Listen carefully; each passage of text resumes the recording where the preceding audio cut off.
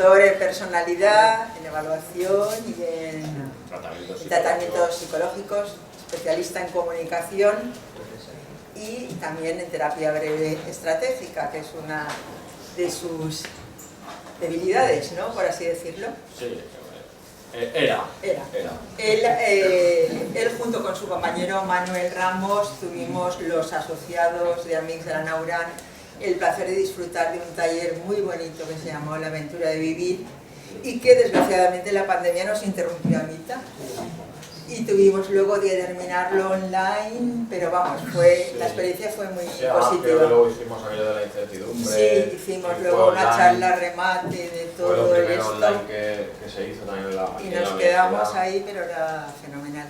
Entonces nada, os dejo en sus manos, no sé qué quieres hacer, una compota, un potaje. No sé lo que vamos a hablar de algunas no recetas para vivir, por decirlo de algún modo, ¿no? Las recetas que no hay recetas, algunos ingredientes psicológicos que pueden ayudarnos en nuestra vida cotidiana.